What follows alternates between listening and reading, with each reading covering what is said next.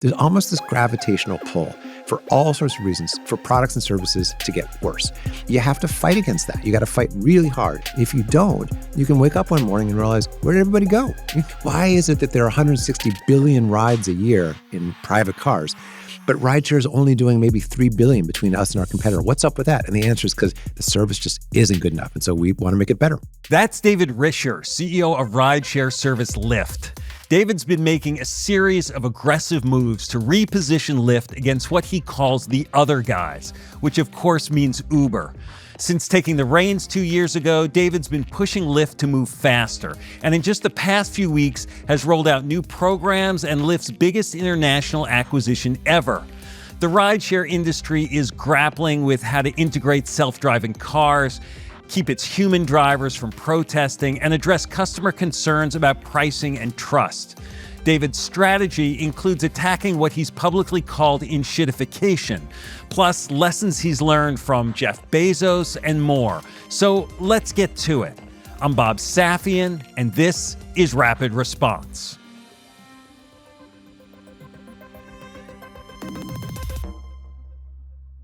I'm Bob Safian. I'm here with David Risher, CEO of Lyft. David, thanks for joining us. It's great to be here. There is so much going on in Lyft's world right now. You sparked some attention with some comments about what you call falcon mode.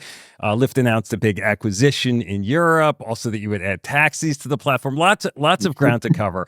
I want to start, though, with this moment in time. You've been CEO of Lyft for 2 years now. Lyft stock perked up smartly after you arrived, after being in the doldrums, although it's given back much of that ground. It's been a chaotic time for every business. AI suddenly everywhere, a new administration, resetting rules. It's hard to catch your breath. Do you have a philosophy about how to operate when uncertainty is so high? Well, that's a great question. And the answer is yes. And that's to focus on the things that don't change. So there's so much noise, as you say, and it gets so easy, tempting almost, because it gets us all riled up and our endorphins start to skyrocket. But here's what's not going to change. People are still going to want to get out of their houses and go see friends and go to concerts and go to the airport and go to work. I mean, they'll either want to or they'll have to. They do it on Lyft platform already about 2 million times a day, every single day. And we've been growing, double digits now for 16 quarters in a row. So it's pretty good. But if you look deep inside humans, like we're social beings, so that's not going to change. People are going to want great service, so they're going to want to be picked up on time. So we pick you up about a minute faster than we did a year ago. So that's really important. People are going to want to, get a good price. Drivers are going to want to get paid. So that's the sort of philosophy, is really focus on the things that don't change. And that's how you build a great business. You recently released your second annual letter to shareholders. And in it, you used a somewhat off-color word, inshitification. Yeah. Can you tell us where the idea to use that word came from and what it means to you? I mean, CEOs don't typically use expletives publicly, We keep that to the boardroom. So two different things. The term itself, it was actually coined by Cory Doctorow, a futurist author. And one of the things he noticed several years ago is that so many things that start out great, and he was specifically thinking about products and services. You might think of maybe a Facebook or something. You might even think of rideshare. Let's use rideshare. Things that start out as kind of magical. You push a button, and a couple minutes later, someone comes up and gets out of the car for you, and it's kind of this crazy experience. And at the end, you don't have to pay; it just all happens magically on the app. There's this sort of a magic to things at the beginning, and then over time, for all sorts of reasons, quarterly profits, maybe getting a little defocused, focusing too much on your competitor, trying to not miss the next big thing. You sort of get a little distracted as a company, and so your products tend to get worse. And you can see this. You can see it actually happening right now, even with AI, which is so new. But already, oh my God, it's showing up in all sorts of stupid places and trying to give me suggestions I don't really want and whatever. That's a particularly rapid form of inshitification. I think there'll be a couple bumps along the way. But the point is that there's almost this gravitational additional pull for all sorts of reasons for products and services to get worse. And guess what? You have to fight against that. You got to fight really hard. And if you're in a business like ours, which is a service business, if you don't, you can wake up one morning and realize, where did everybody go? What happened to everyone? Why is it that there are 160 billion rides a year in private cars, but rideshare is only doing maybe 3 billion between us and our competitor? What's up with that? And the answer is because the service just isn't good enough. And so we want to make it better. Is some of this that, like, as a business grows, I'm using quote marks here, you add more services, more things to it, and it just gets messy? I mean, I know your competitor, who you won't mention, but I will, Uber, they're trying to, like, sort of make their service into an app for everything. Is that what is inshittifying the industry, trying to do too much? I mean, that's definitely part of it. It's hard to be great at everything. It is. Instead of being creative and coming up with ways to grow in a way that's really customer obsessed, they get uncreative and they start to just copy other people's ideas and add new junk. There's this idea of additive bias that I talk about in the letter as well, which is typically, faced by some problem. We're not growing fast enough. We're not doing something fast enough. The first thing is, well, what else can we do? What else can we do? So you add a thing, you add a thing, you add a thing. Even today, I'll give you a very small example of something that happened today. There's some language in our product that I don't find particularly descriptive, and it's quite prominent. If you open up our app, there's a little drop down that says Change Rider. It's right up at the top. Relatively new addition. Now, what it's meant to say is get a Lyft for a friend, because this happens quite often, right? You have the app, the other person doesn't, or maybe their credit card is out of date or something like this. I do this for my mom all the time.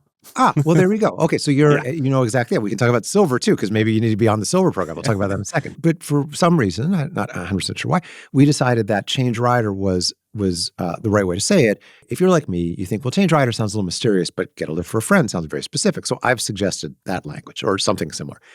The team came back with, well, why don't we put a tooltip on it? So when you hover over it, or something like that, you can kind of see it, or not hover over, but it'll pop up. And I'm like, no, we're not going to do that. We're not going to. Now we're solving a problem by creating another thing. Now we're new language and other stuff and whatever. It's like, no, get the thing right. So I think, again, it's so tempting to just kind of add new stuff and whatever, as opposed to be really, really obsessed with what it is your customer wants and just try over and over again to give it to them in a way that also helps you build a business. And the new Silver service, which you mentioned, which you guys rolled out today, that's not an addition that is inshittifying, because I can't believe I'm using this word over and over again. But it's the way of the world, right? It starts out crazy and then it becomes normal, right? Like so many things. Yes. Well, it's interesting you say that. So I think Lyft Silver is actually a really good. So that's why I'm wearing this crazy silver shirt, by the way, because we just launched it today. And the premise here is that there are, every single day, literally, people have these tough conversations with their parents. Mom, dad. I had one myself a couple of years ago with my mom, and it didn't go well. It's time to turn over the car keys. Why didn't it go well? It didn't go well because she sees it as taking away her independence. She's like, I'm a perfectly good driver. I'm like, yeah, it's not about you. It's the other people, safety, all this sort of stuff. So Lyft Silver basically says, let's get rid of all the kind of clutter. Let's actually simplify. So it's actually a very active simplification of the app. And then let's build some other services around it. So we found that if you're older, and there are, to be clear, 60 million older adults in the United States, it's going to 70 million over the next couple of years. It's a big growing market. If you're older, you're worried that you're going to do something that you're not going to know what to do next. And so we're making customer support right one click away. Literally push the button and the phone goes straight to customer support. So it's a whole service. You get nicer cars, all sorts of things. And it's really for folks, I suspect, like your mother, who you want to get out in the world.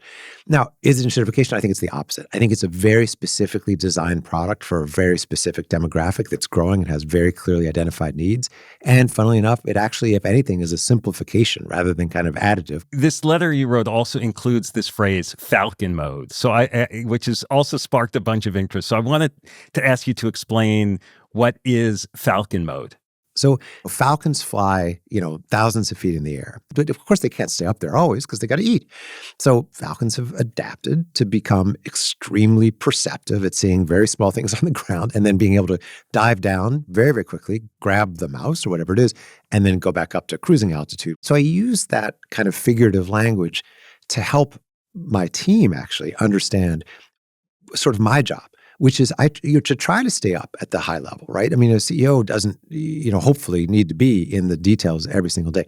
But I have never found a successful CEO, and I've worked for some very successful CEOs. I'm very lucky in that way, who doesn't also, judiciously decide when to come down and to go really, really deep into the thing, to get to the point where you're literally saying, you know what, I think this language on the screen isn't quite doing the job, as an example. How much of that is about you identifying something that's sort of strategic that you could have seen at 30,000 feet that maybe others are missing versus like pointing to your team that like this is the way you want them to act? I think if you never do it yourself, if all you're doing is telling your team, go look at this, go look at this, go look at this, go look at this, I think the chance of your having good intuition on that, where to actually go deep is low. On the other hand, hopefully they see you doing it and they become comfortable themselves.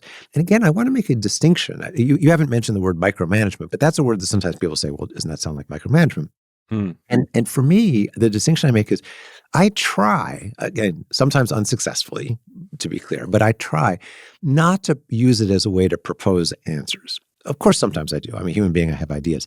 But I try more to use it as a way to understand a problem space better.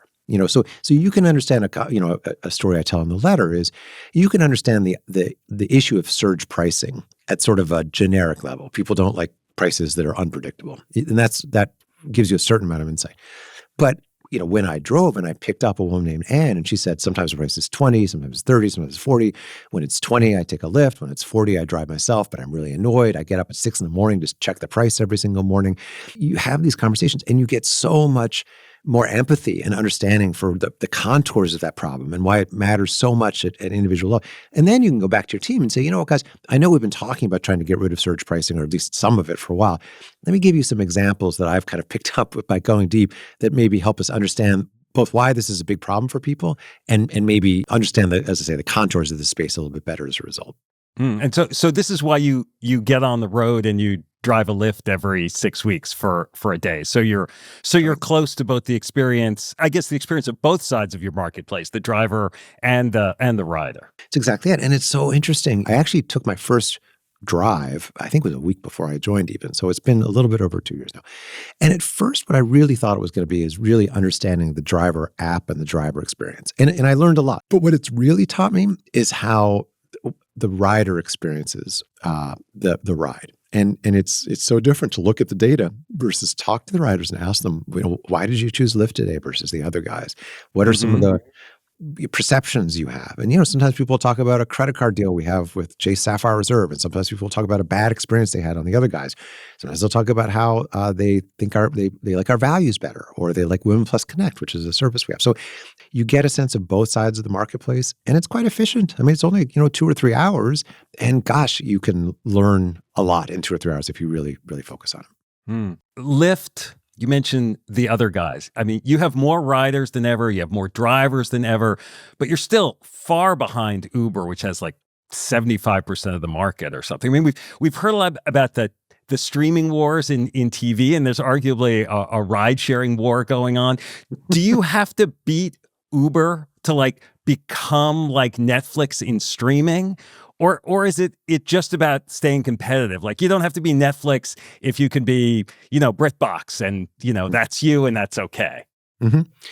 So a couple of things I think about that. Every year, just in the US, right? So we're not even talking about overseas, just in the US, people take about 160 billion rides in their own car. 160 people. So every single one of those rides, they're getting behind the wheel. Their stress level's probably going up a little bit. Hopefully they're not texting, but they're certainly tempted to text every time they come to a stoplight. They're road rage, sometimes frustrated. At the very least, they're not able to do very much else with their life. And then they got to park, and then they got to pay for parking. There are a lot of times where, it's actually kind of nice to have someone else pick you up. You can do the texting. You can sit back. You can make a phone call if you want to. You can, put on your makeup if you're a woman, whatever it is, a guy too, whoever. So the point is, like, it's a better experience. And we want to do it so reliably and at such a high service level that, we move from, call it 800 million rides a year, which is about what we do, to 1 billion, to 2 billion, to 3 billion, to 4 billion. So, do I have to compete with someone else to do that? Not really. I have to compete with private cars, and to a certain extent with people staying at home on their couch. I mean, those are things I have to compete with, but I don't really need to sort of dominate the other guy. Now, having said that, there is another guy in the marketplace. Our share when I joined was about 26% share. Now it's about 31% share. So we've made nice progress there, and that's hard. I mean, every single point of share you get over a bigger competitor is quite hard. I'll give you two stats that I'm very proud of. One is we pick you up about 30 seconds faster than they do. Second is for our drivers, we have a 23-point advantage in preference of dual appers, people who use both apps. Who would you prefer to drive for? So I consider those to be very good leading kind of early indicators that we're doing some things well. The share thing is a little bit of a trailing indicator. It's kind of just an interesting little thing to look at. Leading indicator is more, do people like you more? Do you get better service? And over time, that tends to grow a business quite nicely. I just love how David avoids naming the other guys, how he makes a strong case that the industry opportunity is much bigger than any competitor.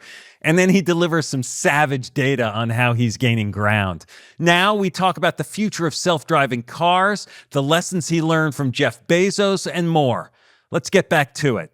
Can I ask you about the other end of the spectrum? Self-driving cars, Waymo and the like? Sure, of course. I mean, I know you've got partnerships for self-driving rides with Mobileye and May Mobility. Now I saw that Uber, the other guys, recently announced a deal with May Mobility too, which doesn't that kind of bug you? I mean, I guess if I let it bug me, I'd probably be an unhappy person. I'm a pretty happy person because the thing is, like, we're so early. Okay, self-driving cars, they're definitely happening. Like, let's be clear. And if you're here in San Francisco, you kind of know that because you see them every day. If you're in most of the country, you've maybe read about it. But let me assure you that they are happening. But then how do you think about like differentiating what Lyft might have to offer relative to autonomous vehicles and AVs? I mean, you must have to stay up to date yourself about sort of what's going on in this adjacent business or adjacent market and technology to yours, right? I mean, I saw that like Aurora is doing autonomous trucking. Are things like that a signal of certain things for you? I mean, it's interesting you bring up Aurora. I just had coffee with the CEO last week to try to kind of understand his world a little better and vice versa. Yeah. I mean, one of the, I'll just call it a feature of the technology space is it doesn't stop. It doesn't stop. And so you have to have a very high tolerance for change. You have to be quite clear-eyed about your long-term strategy. So our strategy with autonomous is to bring multiple vendors onto our platform so that riders can have that experience and be the best way for them, the manufacturers and the OEMs and so forth, to monetize that asset, to get paid back for all the R&D. I mean, that is our vision, and that's the process we're on, whether it's with Mobileye or May or any number of other organizations. And you have to understand how, it could be, the best thing in the world that happened to us because all of a sudden we have a lot of new supply and a kind of cool new set of, toys for our riders to play with. Or it can be quite disruptive. And I don't mean in a good way, because all of a sudden maybe they're competitors that you weren't really considering. They're partners that you weren't really considering competitors, but maybe they turn out to be competitors to you. Personal self-driving cars would radically change the way we get around, right? Like, do you have a theory about, like, will I still own a car or will I still need a ride service because my car is my ride service? My theory is that in the fullness of time, self-driving will be to cars as like radios are to cars. Like you could buy a car without a radio, but it would be a very strange thing. Which is to say, it is absolutely the default. Yes, you can still buy a manual transmission car. I happen to have one myself. They're fun to drive, but it's kind of a niche at this point. So that is my theory. Now, whether that's 7 years from now or 15 years from now or 20 years from now, that's who knows. So our job has to be to make sure that the network that we have of connecting riders and drivers today, cars and riders tomorrow, is resilient to that kind of change. And we're doing a lot, even today, to plant the seeds for that. If you're on a Lyft, this is a tiny thing, but let's be clear, for some people it matters a lot. You can get points on Alaska Airlines, or you have certain benefits on DoorDash. You can start to see these ecosystem benefits that accrue when you're on the platform, and that doesn't really matter whether you're being driven by a driver or a self-driving car. Again, self-driving cars it's very small right now in terms of absolute numbers, very, very small. But we have to plan for it to be big, and we have to build a business that's resilient to that and hopefully expansive as a result. And the drivers of the future who will be providing services on your platform, are you thinking that those are physical drivers in the car, or that when I'm not using my car, I can have it be operating as a Lyft and picking people up without me being in it. I think it'll be both.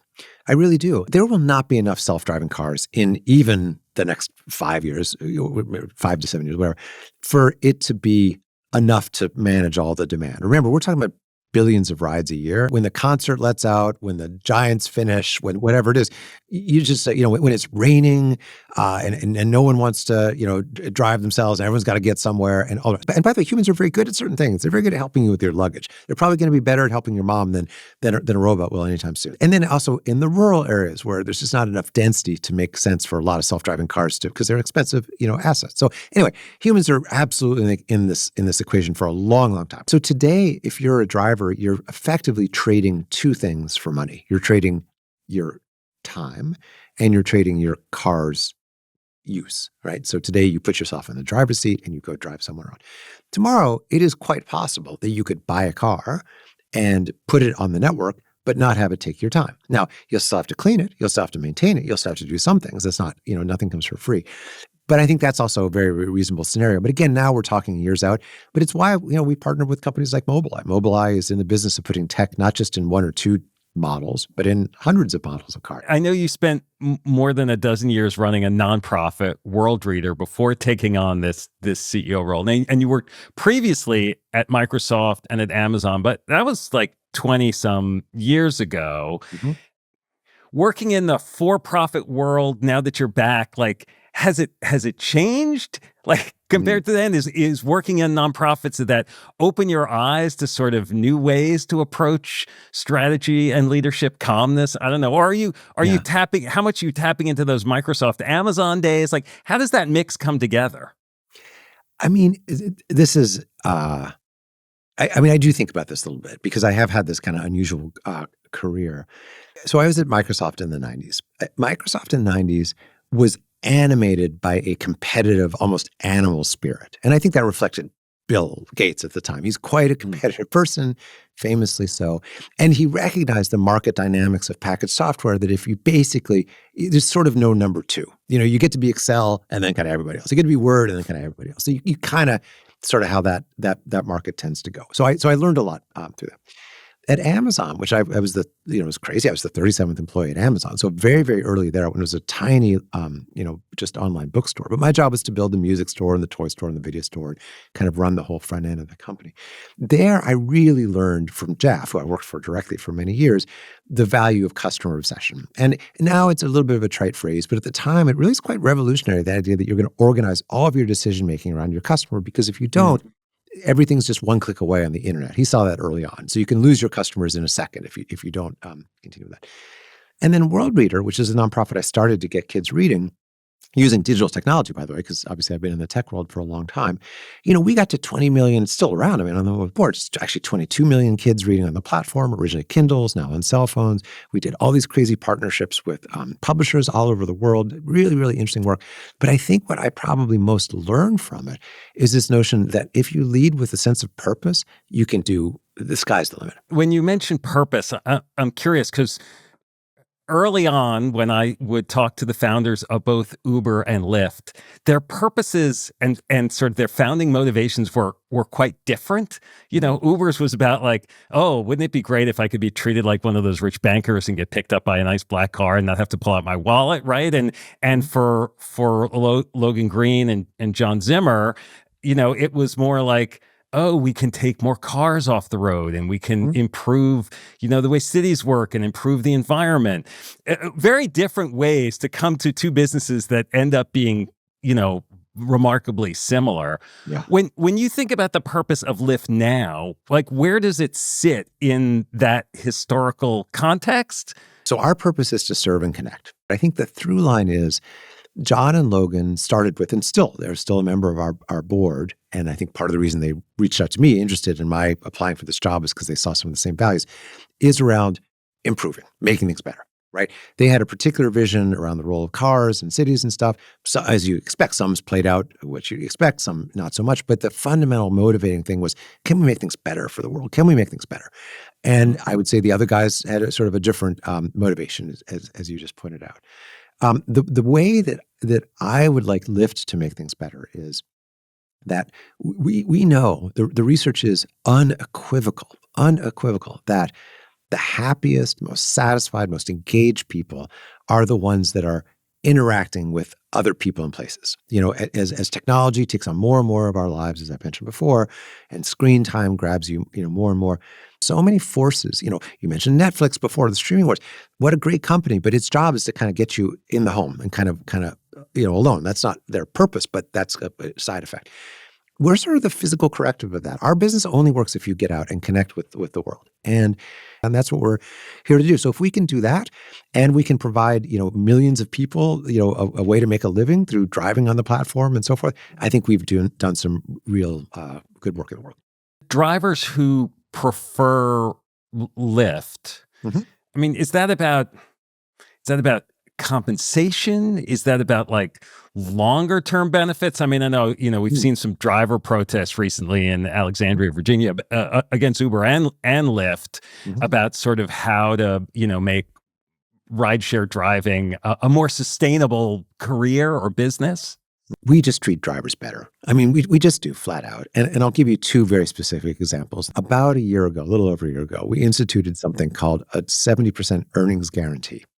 Drivers understand that we can't really guarantee them a certain amount of demand. But what we can guarantee is that we'll treat you fairly. On a weekly basis, you'll always make at least 70% of what riders pay you after insurance, which we take out on the top.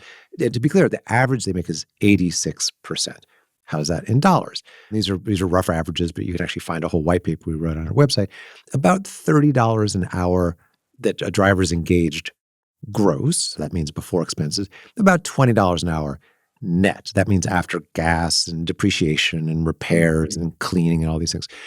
Now, those are not bad numbers. It's significantly higher than the national minimum wage, obviously. It's quite good. That's number one. Number two, we just launched a couple of months ago something called a driver accomplishment letter. So drivers, sometimes they drive as a sort of side hustle. Maybe they aspire to, open a restaurant, or maybe they want to be a front desk clerk at a hotel one day, and this is, good service training, any number of things. So what we did, this is actually literally, I brought mine. It's kind of cool. We created this thing called a driver accomplishment letter, and it literally is an AI-generated letter that any driver that's driven more than, I think it's 150 rides, can get. And it literally says, I'll read you part of mine. I've got an average rating of 5 stars out of 5. That's nice. 15, complimented David's friendliness. 14, how David went above and beyond. 13, the cleanliness of the car. 13, good driving. Yada, yada, yada. Riders appreciate his engaging and professional demeanor. So this becomes like a reference for other kinds of work. That's it. Exactly right. And people are using it that way. Drivers have asked for 300,000 of these so far. And so it helps them in their next thing. I think that's one of the reasons why we get, such a high approval rating. And when you think about your competitive priorities right now in 2025, like how do you weigh or play off sort of technology, branding, pricing? How do you weight those things? What's most important as you're trying to sort of focus and avoid, the insidiousness? I'm not going to use that word again that we used in the beginning. I understand. Yeah. Look, on the competitive side, again, my bigger focus is on how do we get more people who are not even taking rideshare to take it. That's my biggest focus. But if we're just talking about the specific competitive dynamic, I want to compete on service, and I want to out-innovate the other guy. I want driving and riding on the platform just to be flat out better than the alternative, flat out better. And then, to your point about branding, we have to talk more about it. We do. This is a company that's been, we were kind of early, sort of brand forward company. We have a very distinctive look. We have distinctive values. It kind of comes across. Oh, I remember the mustache. Yes. So the mustache it's awesome and epic, and we occasionally use it. In fact, I think, I don't know if we can get that in the camera. Well, hold on. I use my hands. Check it out. I got one right here. There you go. Lyft stash. There you go. This is a small version of the ones we used to have on the car. But what we found is part of the way to sort of get back into that game is by turning up the volume a bit. And so you'll be seeing that. That's expensive. That takes time. People's mindsets take a while to shift. But over time, you can expect us to make investments there too. I mean, I sometimes ask CEOs this question and say, if your company went away tomorrow, what would the world lose? Like if Lyft disappeared, I could still get a taxi or use another ride-sharing app, right? I'm curious how much you think about that. Like what really makes Lyft special? Yeah, I love that question. I do think you lose a force for good in the world. I mean, it's 2 million people every single day are taking this app, and they're all going places that they really, typically need to get to, and typically are choosing us for a very active reason. Maybe they don't have a taxi, or public transportation isn't as strong, or their private car, they don't own one, or if they do, they don't like to use it, or maybe their husband or wife is using it. So it's quite integral to a lot of people's lives. As I say, I think we're quite embedded in a lot of people's lives. So I think from that perspective, it'd be quite problematic. I'll end where I started. I think I really do believe we're a force for positive change in the world, and I want to continue to be seen that way. David, thanks. This was great. Thanks for all the great questions. Listening to David, I hark back to his focus on falcon mode, sticking to that high altitude overriding strategy while also diving down into the details with precision. It's so critical to effective leadership, especially in times of disruption and change.